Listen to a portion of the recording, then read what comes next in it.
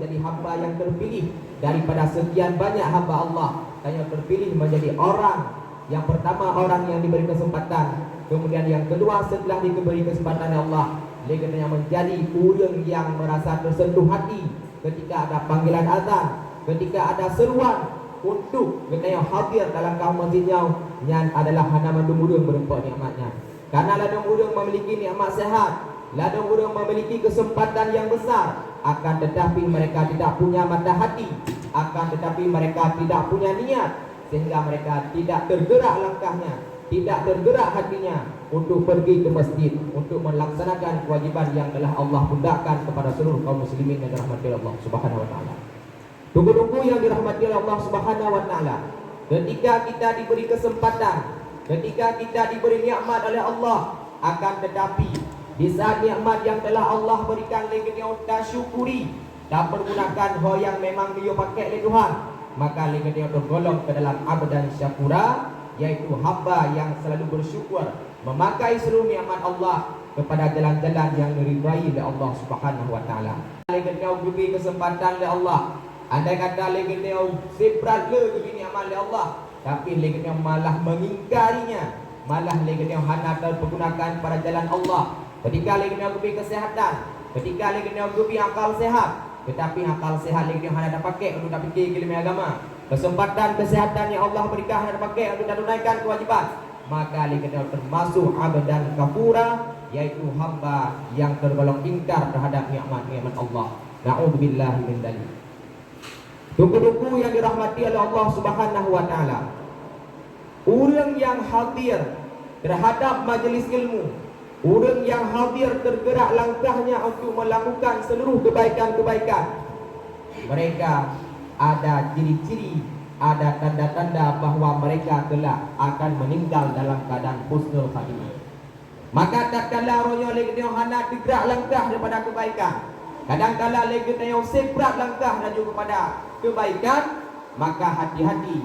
Kadang-kala lagi tanya kagubi tanda-tanda, kagubi ciri-ciri laju oleh Allah bahawa lagi tanya kelak akan meninggal dalam keadaan su'ul khatimah. Na'udzubillah, thumma na'udzubillah.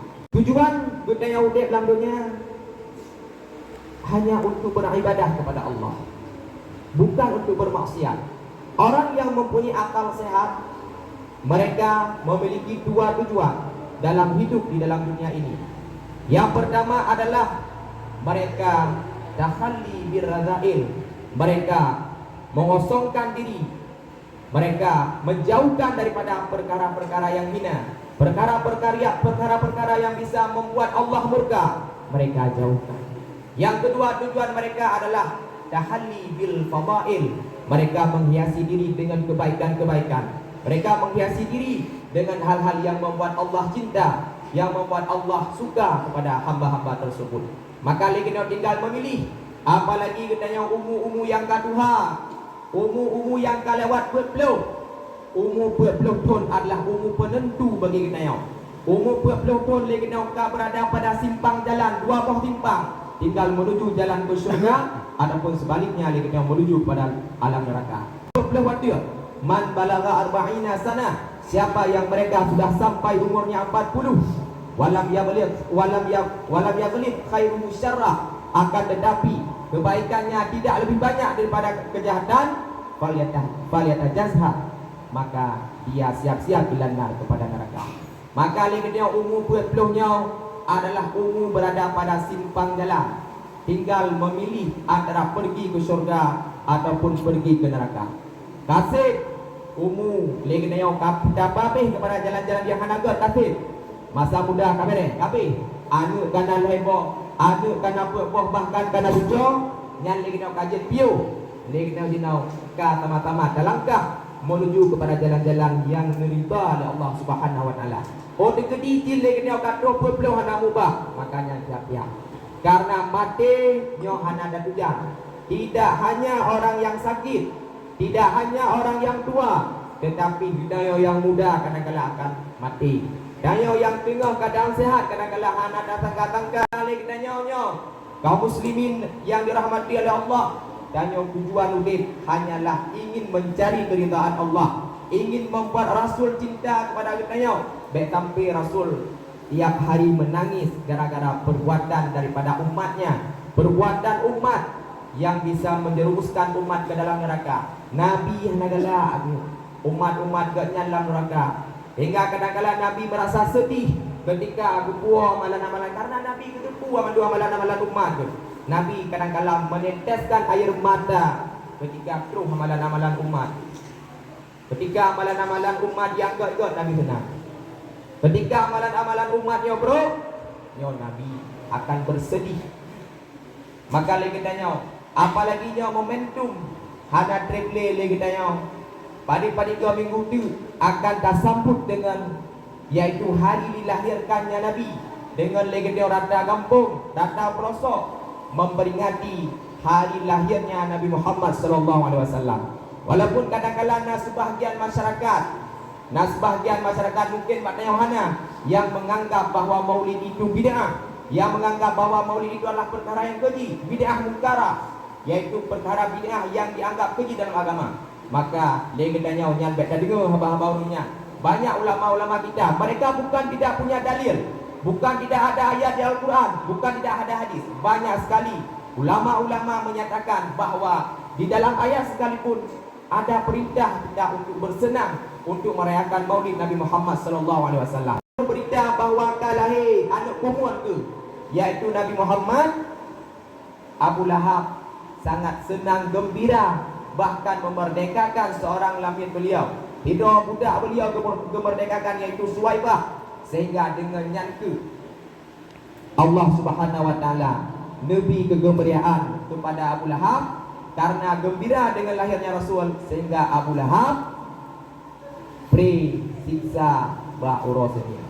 Maka dum Abu Lahab yang kejela oleh Allah dalam surat dapat siada betul-betul celaka kata Abu Lahab, akan tetapi dengan senang dengan dilahirkannya Rasul, Abu Lahab mendapatkan keringanan siksa dan kalau Rasulnya. Apalagi tanya selaku orang mukmin, apalagi kita yang orang yang mengakui Nabi Muhammad sebagai Nabi, orang yang cinta kepada Nabi, maka dum Abu Lahab yang kegecah celaka oleh Allah dalam surat Tabat siada, tapi oleh Allah Ta'ala memberi kita gara-gara senang dengan dilahirkannya Nabi Muhammad SAW. Harus merasa bangga bahawa kita yang akan dilahirkan oleh Allah Subhanahu Wa Ta'ala sebagai Nabi penerang alam. Ayat Allah Subhanahu Wa Ta'ala juga dipegang dalam surah Al-Ibrahim, surah Ibrahim ayat 5. Wa dzakirhum bi ayyamillah, beri peringatan kepada mereka, ingatkan kepada mereka di ayyamillah, terhadap hari-hari Allah. Para mufassir menafsirkan mana ayyamillah, yaitu hari-hari an'amallahu alaihim, hari-hari di mana Allah Ta'ala memberi nikmat kepada mereka, beri peringatan kepada mereka, suruh mereka memperingati hari-hari yang diberi nikmat kepada mereka. Maka salah satu nikmat yang terbesar yang Allah berikan kepada, yaitu dengan dilahirkannya Nabi Muhammad SAW. Yang nikmat terbesar. Tak kala kita berada dalam kegelapan, Nabi Muhammad menjadi cahaya. Tak kala kita yang menjadi dalam keadaan kesesatan, Nabi Muhammad membawa petunjuk. Maka patutlah bagi kita yang untuk memperingati hari lahirnya Nabi Muhammad SAW. Alasan yang kedua yang dikatakan oleh Abu Muhammad Said Al-Maliki, kenapa kita melaksanakan maulid, dikarenakan Nabi saja memperingati hari kelahirannya. Dalam suatu hadis yang diriwayatkan oleh Ibnu Qatadah Al-Ansari, bahwa Rasulullah SAW ditanya tentang puasa beliau di hari Senin. Rasul menjawab, fihi ulitu, pada hari Senin aku dilahirkan, wa fihi unzila ilayya, dan pada hari itu pertama kali diturunkan wahyu kepadaku. Maka dari situ dapat kita pahami bahwa Rasulullah SAW juga memperingati hari kelahirannya, yaitu dengan berpuasa pada hari Senin, dikarenakan Rasul lahir pada hari Senin. Kemudian alasan yang ketiga di dalam kitabnya, alasan yang ketiga kenapa kita mesti melakukan maulid, dikarenakan firman Allah dalam Al-Quran, Qul bi fadlillah wa bi rahmati fa bidzalika falyafrahu. Katakan olehmu wahai Rasul, dengan karunia Allah, bi fadlillah wa bi rahmati, dan dengan rahmat Allah, fa bidzalika, maka dengan demikian falyafrahu, maka bergembiralah. Hinan depegah bergembira dengan datangnya rahmat. Dan tayo kada depuo di dalam Al-Quran bahwa depegah Nabi Muhammadnya rahmat. Bukti ini, wa ma arsalnaka illa rahmatan lil alamin. Tidak kami utuskan engkau wahai Muhammad kecuali menjadi rahmat bagi sekalian alam. Maka dari situ dapat kita pahami bahwa Nabi Muhammad ini adalah rahmat. Sehingga memang Nabi Muhammadnya rahmat, ye perintah Allah ba Al-Quran, birahmatihi fabidzalika falyafrahu. Dengan rahmat Allah, dengan demikian falyafrahu, maka bergembiralah. Maka salah satu dari Allah adalah bergembira dengan datangnya rahmat. Tidak ada rahmat yang paling besar selain daripada rahmat diturunkannya Nabi Muhammad sallallahu alaihi wasallam. Tunggu-tunggu yang dirahmati Allah Subhanahu wa taala. Kemudian alasan yang selanjutnya, di dalam kitab yang dikarang oleh Abu Sa'id Al-Maliki, bahwa Maulid Nabi itu adalah bid'ah hasanah. Walaupun Nabi tidak melakukan seperti yang kita lakukan sekarang, yaitu dengan cara kenduri, dengan cara musapat-musapat, memang Nabi hanya lakukan benar. Akan tetapi ini merupakan perkara yang bid'ah. Tidak semua yang tidak dilakukan Nabi yang tergolong kepada bid'ah yang dilarang. Najib hal-hal yang memang hanya dilakukan Nabi. Bahkan lagi contoh buku Al-Quran, pegat Al-Quran mencetak lagi ya. Yang pertama kali dipegat oleh Utsman bin Affan, bahwa Rasulullah mana. Tapi yang menjadi bid'ah hasanah, bid'ah yang namun dianggap baik. Mara'al muslimuna hasanan, apa saja yang dipandang baik oleh orang Islam, bahwa indallahi hasan, maka itu di sisi Allah juga baik. Wa mara'ahul muslimuna, dan apa yang dilihat oleh muslim itu su'an, buruk, maka bahwa indallahi, maka dia di sisi Allah sayun, dia juga buruk. Maka melakukan maulid ini adalah perkara yang baik. Urah maulud hana legno yang dilakukan yang melanggar syariat hana tabok. Yang pertama urah maulud yang keadaan kenanya, urah maulud le kenanya tak kanuri. Dan sedekah makanan. Tentunya dalam hadis-hadis lain dia pegang. As-sadaqatu tadfa'ul bala, bahwa sedekah itu dapat menolak bala. Kadang-kadang le kenanya dengan tak kanuri maulud, belang-belang tegot. Le kenanya bawa coklat tegot. Bila Allah nala bala-balanya dibuka dah oleh Allah. Karena as-sadaqatu tadfa'ul bala, sedekah itu dapat mencegah bala. Kemudian dalam mauludnya juga lagi kadang-kadang nak lakukan ceramah, nak baca berjanji, nak baca selawat memang tiban kepegali Rasulullah sallallahu alaihi salat dan sayang selawat kepada long tiga, maka akan Allah balas di keluarga lakukan maulid. Maka apa yang menyebabkan para sebahagian orang, sebagian orang mengatakan bahwa maulid itu bid'ah? Makanya baik tadi oleh habarunya. Karena maulidnya selawat ke Rasul yang diperintahkan dalam agama. Lagi yang musyrikah diperintahkan dalam agama. Dan kadang-kadang lagi dia di dalam maulidnya lagi yang nak baca sejarah-sejarah Rasul, nak puturi sawayah Rasul, iban perjalanan Rasul, iban akhlak Rasul. Sehingga Pak Uramulun dan anak-anak gedayau yang hantam pernah didengar, kaji dengar. Maka sehingga anak-anak gedayau mereka punya teladan yang baik. Mereka cinta kepada Rasul, sehingga menumbuhkan rasa-rasa cinta kepada generasi-generasi ke depan. Sehingga lagi gedayau utama cinta. Maka cinta ke Rasul itu wajib. Lagi gedayau melayani akhlak Rasul itu sunnah. Lil wasail hukmul maqasid. Perantara menjadi hukum sebagaimana yang tujuan. Tujuannya legenanya pun cinta kepada Rasul. Tujuannya adalah legenanya pun teladani Rasul. Maka jalan menuju cinta kepada Rasul, jalan menuju legenanya teladani Rasul, maka itu memang teladan Rasul legenanya sunnah. Maka lakukan maulid, karena dengan maulid legenanya bisa cinta kepada Rasul, maka maulid itu sunnah. Malaikumul wajibu illa bih fahuwa wajib. Apabila wajib tidak akan sempurna kecuali dengan data lain, maka data lain yang sempurna. Maka data lain yang menjadi wajib. Begitu juga malaikumul mandub illa bihi fahuwa mandub. Apabila andai kata han sempurna sunat kecuali dengannya, maka datanya wajib. Legatnya orangnya anak depan lain yang kadang-kadang yang dah dengar sejarah Rasul.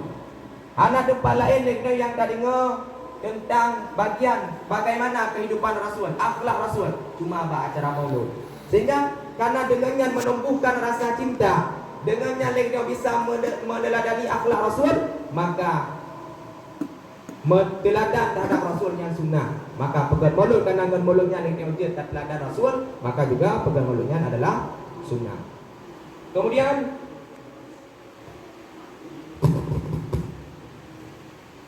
alasan selanjutnya, Abu Sa'id Al-Maliki juga mengatakan di dalam kitabnya alasan yang kelima, kenapa kita mesti dilakukan maulid dengan pembacaan salawat diwarnai dengan pembacaan sejarah, sehingga pembacaan salawat itu disyariatkan dalam agama. Pembacaan sejarah-sejarah Rasul yang bisa membuat generasi-generasi menumbuhkan rasa cintanya kepada Rasul, sehingga itu adalah hal yang disyariatkan dalam agama. Maka duku-duku yang dirahmati oleh Allah Subhanahu wa taala, 2 minggu kudu majud legenda akan dilaksanakan maulid. Legenda akan diperingati maulid. Maka legendanya andai kata memiliki keluasan harta, andai kata legenda memiliki kelebihan harta baju, maka legenda kasisihkan baju dan lakukan maulid dengan tak kenduri, juga tak hadir kena oleh kita yang tak hadir pada masjid, yang pegawai masjid, tak hadir pada tempat-tempat maulud. Ketika lagi kita baca sejarah Rasul, lihat orangnya lagi kita hayati, supaya lagi kita yang tak teladani akhlak Rasul, tak teladani kibar sifat-sifat Rasul. Begitu juga ke anak-anak kita yang tak puturi Rasul, tak puturi ulama-ulama ke anak kita yang baik sampai dengan anak kita yang salah dalam memilih idola. Ada kata salah dalam memilih idola. Idola ini sangat tergantung. Idola ini sangat berpengaruh.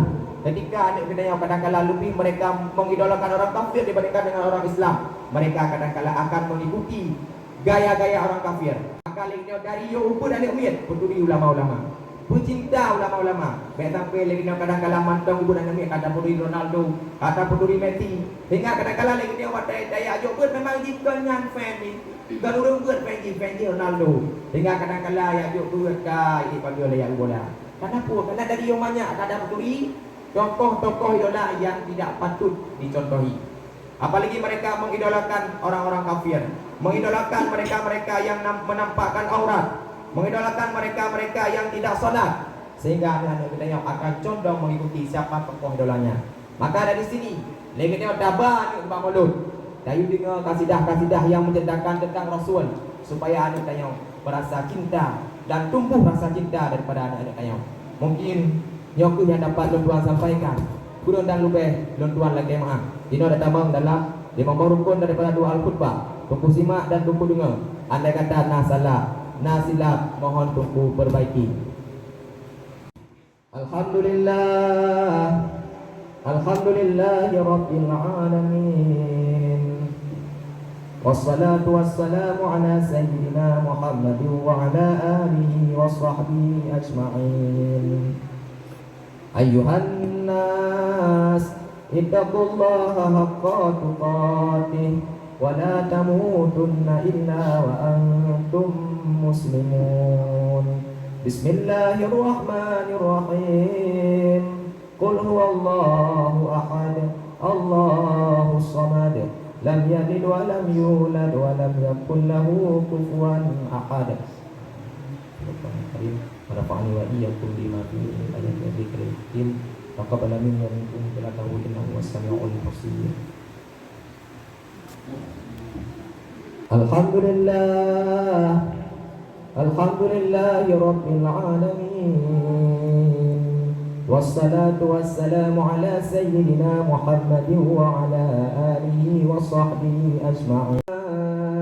Ittaqullaha haqqa tuqatih wa la tamutunna illa wa antum muslimun.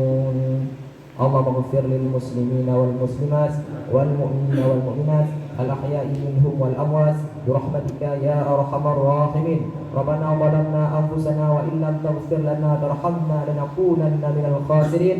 ربنا آتنا في الدنيا حسنة وفي الآخرة حسنة وقنا عذاب النار.